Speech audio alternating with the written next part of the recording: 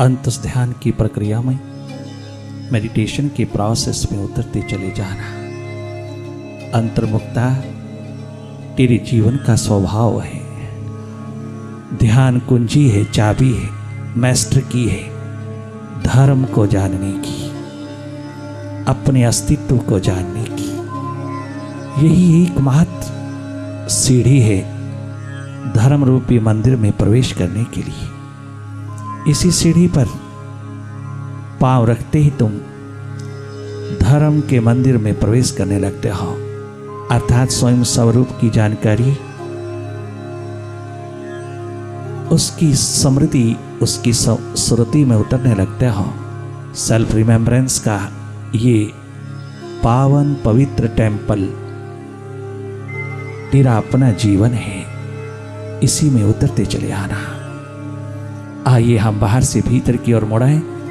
जो जो हम अपने से दूर जाते हैं संसार मिलता है, और जैसे जैसे हम अपने समीप होते जाते हैं, अपने निकट होते जाते हैं, अपने में सिमटते चले जाते हैं, तो हमको सत्य स्वरूप का दर्शन होने लगता है।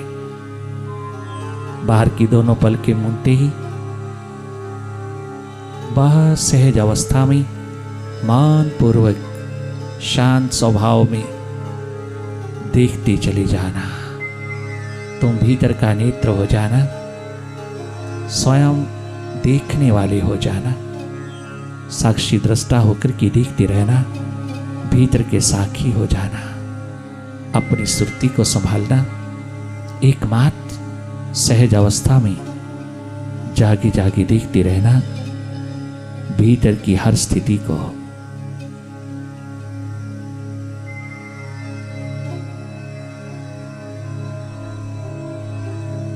जागे जागे देखते रहना भीतर के अंधेरों में मन का खेल, मन का जादू, मन का विस्तार देखते चले जाना।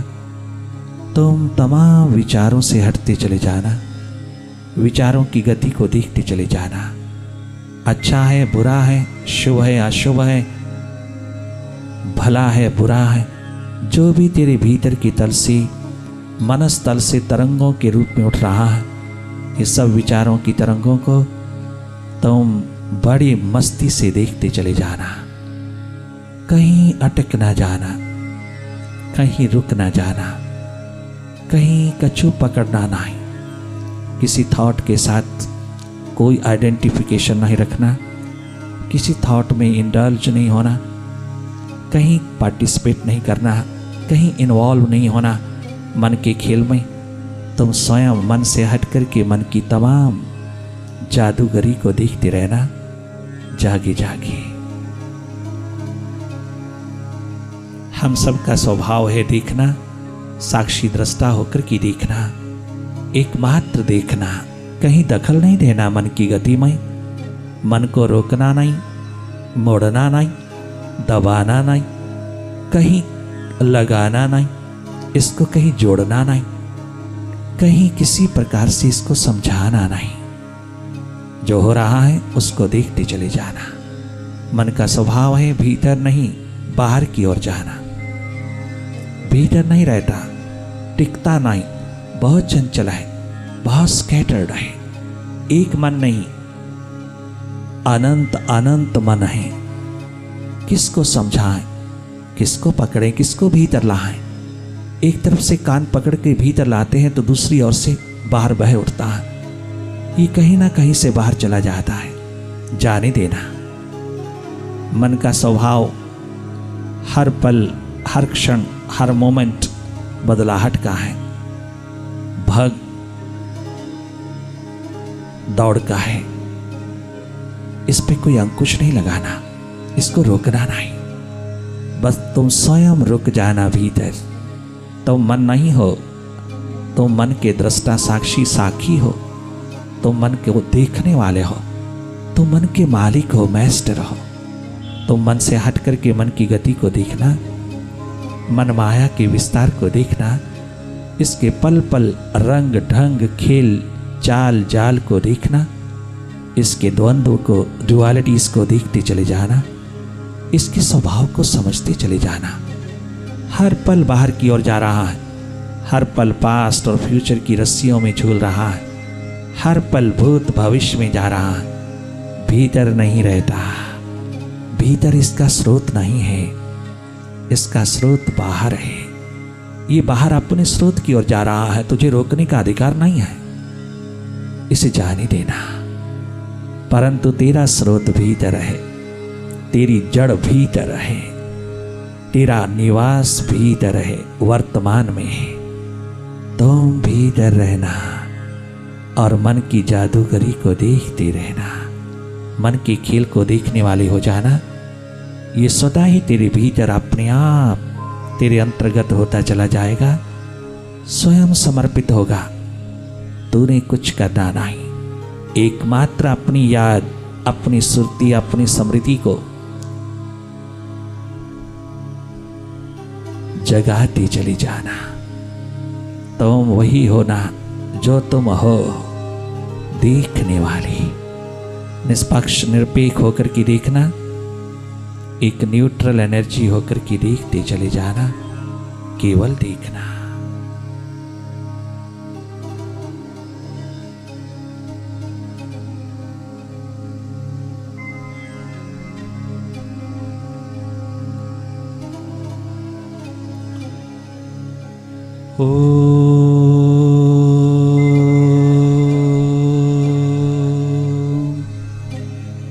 गुरुवे नमः। ओम गुरुवे नमः। ओंकार गुरुवे नमः।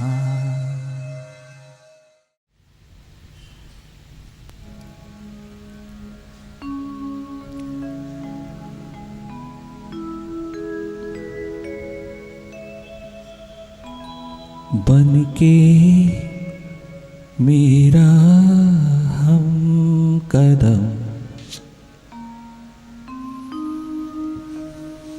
तो साथ चल, मुर्शिद साथ चल, वाहेगुरु साथ चल, सदगुरु साथ चल। बन के मेरा हम कदम, तो साथ चल,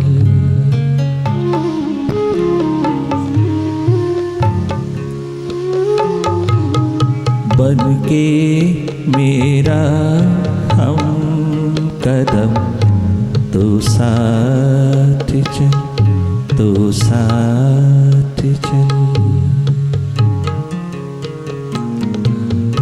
कुछ तो हो तन्हाई कम, तो साथ चल, कुछ तो हो कठिनाई कम, तो साथ चल।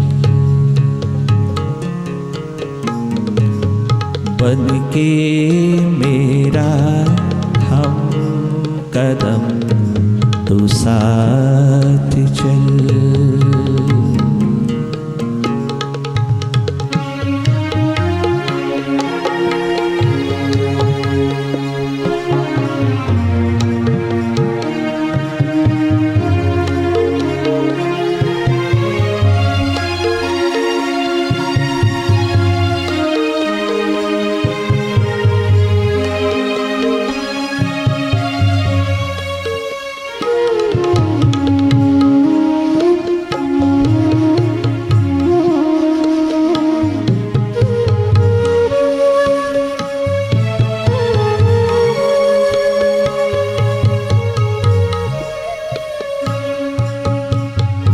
भवनिधि भव सागर के पार हो जाने की प्यास, मन बुद्धि के पार होकर के अपने अस्तित्व में उतर जाने की एकमात्र प्यास, परमात्मा का अंतिम ग्रेस है, अंतिम वरदान है। प्यास प्रभु मिलन की, अपने अस्तित्व में उतर करके जीने की, अपनी स्वाभाविक जिंदगी को उपलब्ध करके इस धरती पर मालो माल होकर के जीने की एकमात्र प्यास, ये प्यास प्राणों में उतर पाती है, ये पॉसिबिलिटी घटित हो पाती है जब मन का मीत मिलता है, जब कोई जागा पुरुष मिलता है, जब कोई सद्गुरु अपने शिखरों पर विराजमान होकर के किसी पे करुणा बरसाता हुआ खाई में बैठे हुओं की द्वार पर उतर आता है, उनके कदमों के साथ कदम मिलाकर के चलने को तैयार हो जाता है। वो करुणाजनक दयानिधि, वो दयालु कृपालु पूर्ण सद्गुरु अर्जुन के कदमों पर उतर आया है। भगवान श्री कृष्ण 16 कला संपूर्ण होकर के भी सद्गुरु का रूप सहयोगी बनकर के सद्गुरु का रूप होकर के अर्जुन के समक्ष खड़ा हो गया है। अर्जुन में प्यास नहीं है, अर्जुन तो भगोड़ेपन में उतरा है। अर्जुन के भगोड़ेपन को दूर करने का एक दर्द उठा है सद्गुरु के अंदर। वो भटका है, परंतु भटकाव कितनी बार भी आए वो तुझको कोई ना कोई सबक दे जाता है, कोई ना कोई अनुभव दे जाता है।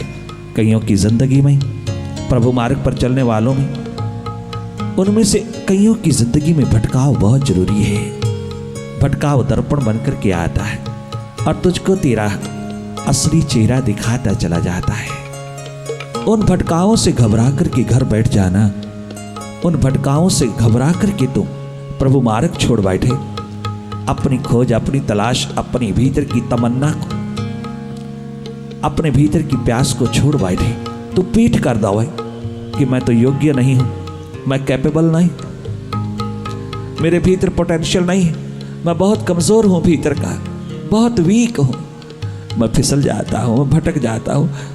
परंतु जो प्यास प्रभु ने उतारी है या मुर्शिद ने उतारी है वो तुझे छोड़ते नहीं, वो दर्द, वो प्रेम तुझे छोड़ नहीं पाता। तो पुनः अपना सर उठाता है और भटकावों के पार होता चला जाता है।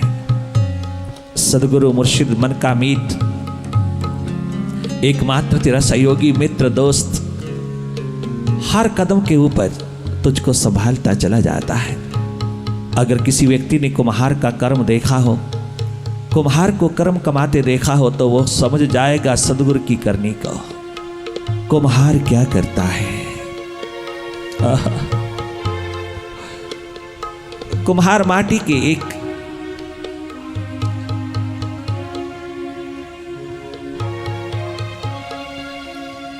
टुकड़े को अपने चाक पर चढ़ा करके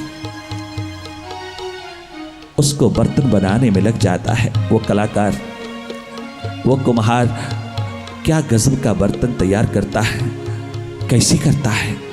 पीटना शुरू करता है, माटी को पीटता चला जाता है और जो जो बर्तन बनता चला जाता है भीतर हाथ रखता है, एक हाथ भीतर रखता है और दूसरे हाथ से बाहर पीटता चला जाता है। अर्थात कठोरता और करुणा का रूप बनकर के वो एक दिन बर्तन तैयार कर देता है उस माटी से, जिसकी कीमत सारे बाजार में पड़ती है, जिसके भीतर पड़ा हुआ जल आने जाने वाले थके पथिकों प्यास बुझाता चला जाता है। वह हर एक पथिक से प्राप्त करता चला जाता है। वो ठंडा ठंडा जल उस बर्तन के अंदर से उतरा हुआ अनेकों राहियों की प्यास को बुझाता चला जाता है। कीमत पड़ जाती है उसकी, उस माटी की जो बर्तन का रूप बनकर के आया, बाजार में कीमत पड़ जाती है उसकी। कुम्हार की ये करनी, ये कृत्य बिल्कुल एक मुर्शिद का है, सद्गुरु का है। वो भी जीवन निर्माण में कठोरता करुणा का स्वरूप होकर के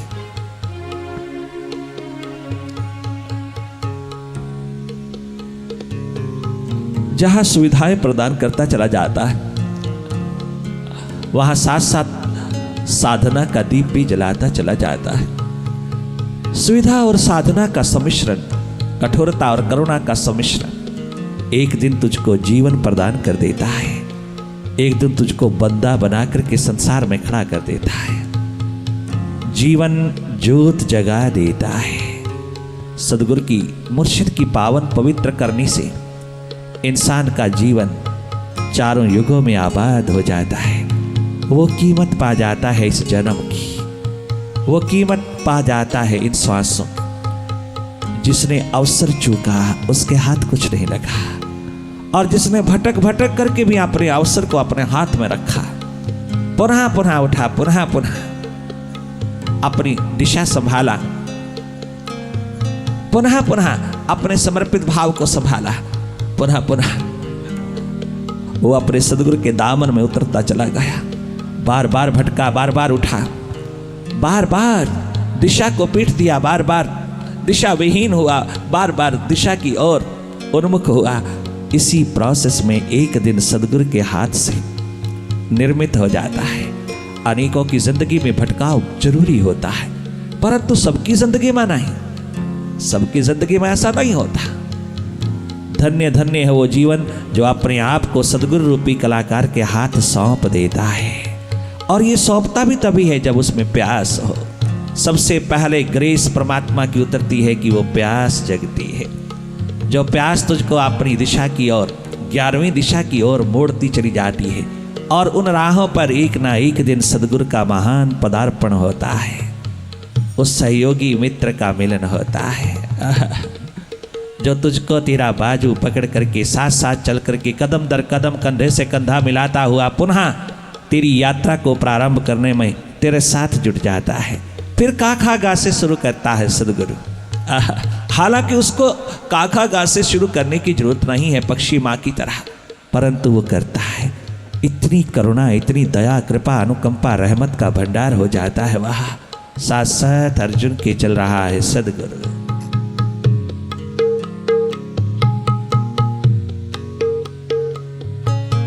बन के मेरा हम कदम, तो साथ चल, तो साथ चल, तो साथ।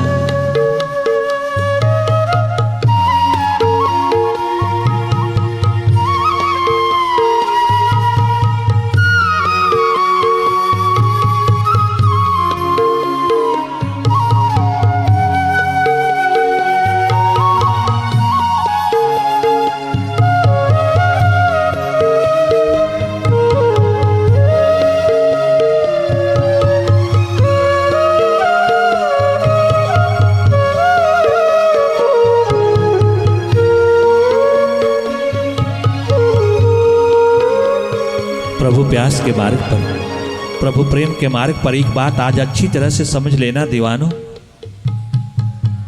भीतर के मस्त मतवाले परवानों, उस प्रभु की आस में डूबे हुए प्यारे मुमुक्षुओं, पिपासुओं, वही आते हैं यहाँ। मस्तों की दुनिया में केवल एकमात्र प्यासे दीवाने ही आते हैं यहाँ। सभी पिपासु, मुमुक्षु, खोजी मस्तों को हम ये कहते हैं कि प्रभु मार्ग पर चलते चलते प्रभु प्यास की दुनिया में उतरे हुए हैं। कितनी भी भटकाव आए, कितनी बार भी गिरो तुम, कितनी बार भी भटको तुम, कितनी बार भटकाव आए, डरना नहीं, घबराना नहीं, घर बैठना नहीं। यह डर ये भय कि हम पुनः कहीं भटक जाएंगे तो क्या होगा। एक बार भटके, 2 बार भटके, 3 बार भटके, अपने को भी बदनाम किया, अपने गुरु सदगुरु को भी बदनाम किया, चारों ओर के वातावरण को भी बदनाम किया। अब नहीं, अब और उस द्वार पर कदम नहीं रखेंगे, अब और उस द्वार पर नहीं जाएंगे, क्योंकि हम बहुत कमजोर हैं, हम भटक जाता है। नहीं, तुम अपना उद्यम नहीं छोड़ना, तुम अपना एडवेंचर ना छोड़ना। शायद ये भटकाव गुरु की करने में हो रहा है, शायद ये भटकाव तेरे जीवन को खड़ा करने के लिए बहुत जरूरी है, शायद ये उसी की माया चल रही है। उसके प्रति समर्पित होकर के बार बार उठना, बार बार कदम उठाना, बार बार उस मार्ग को लांघना, बार बार प्रयास यत्न करना, बार बार अपनी प्यास को जगाना, बार बार प्यास के शिखरों को तुम सींचते चले जाना, पुनः पुनः उठना, भटकाव से डरना नहीं।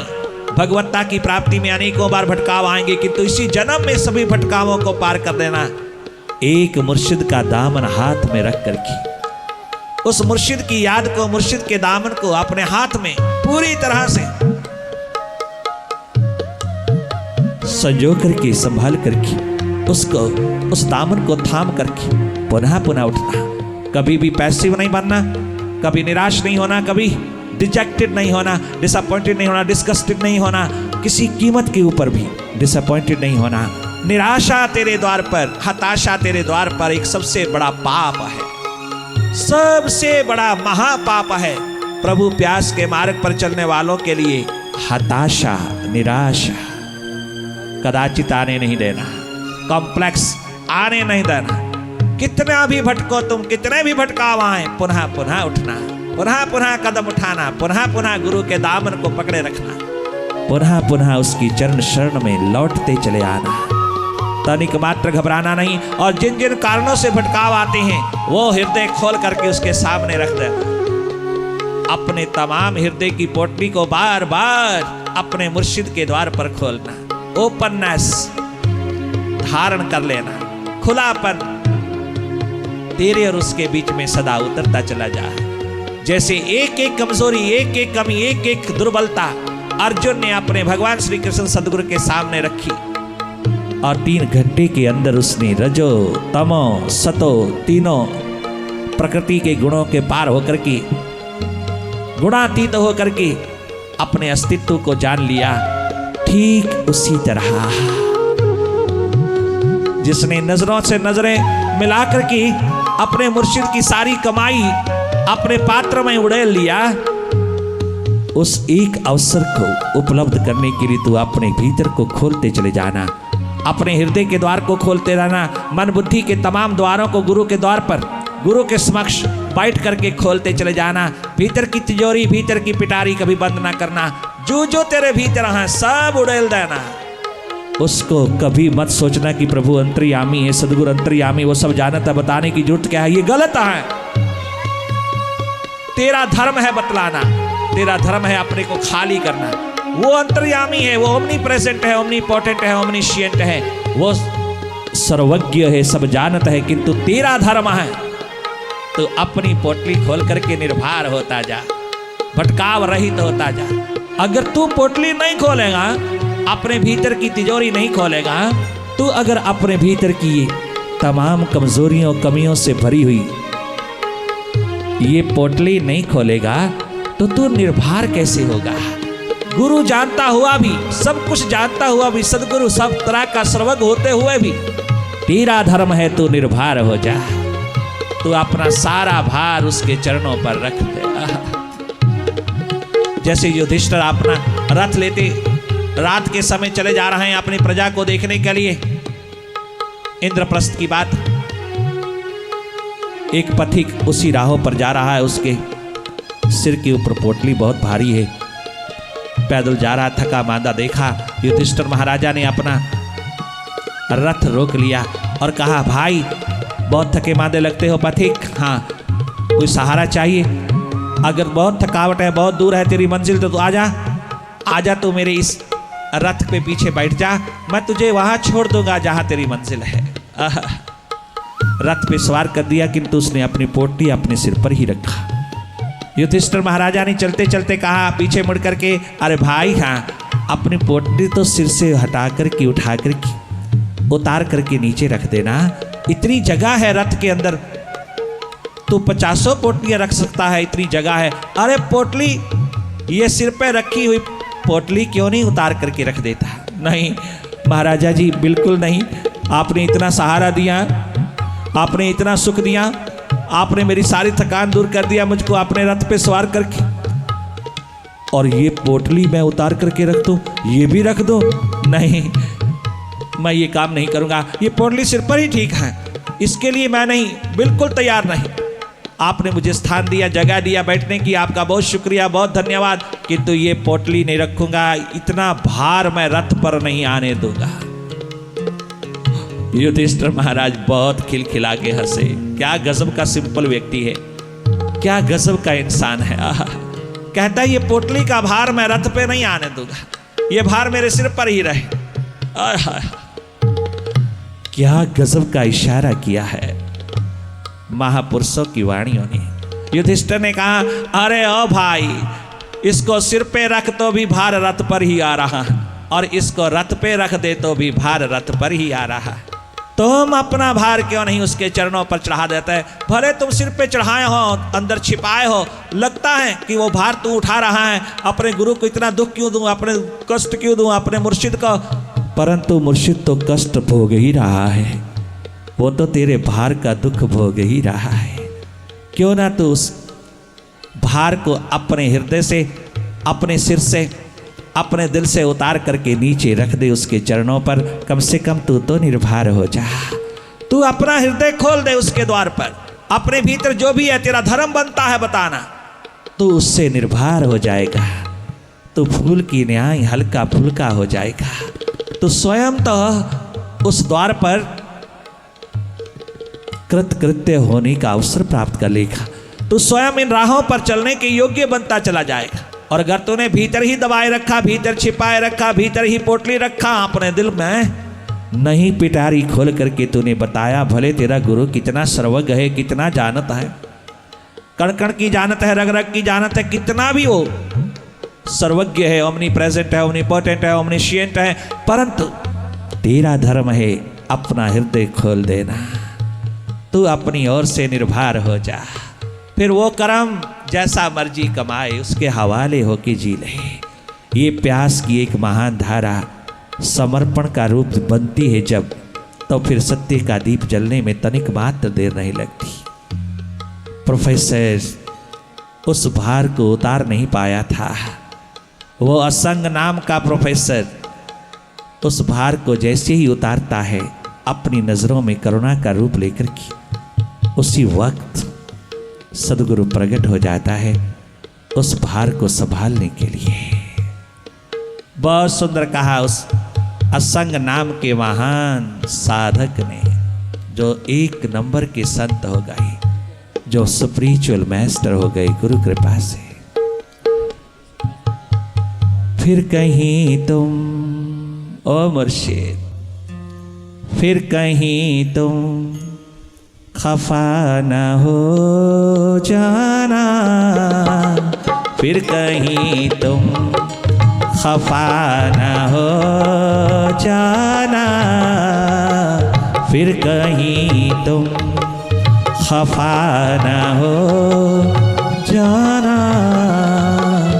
जिंदगी से जुदा न हो जाना, जिंदगी से जुदा न हो जाना, फिर कहीं तुम खफा न हो जाना, फिर कहीं तुम खफा न हो जाना।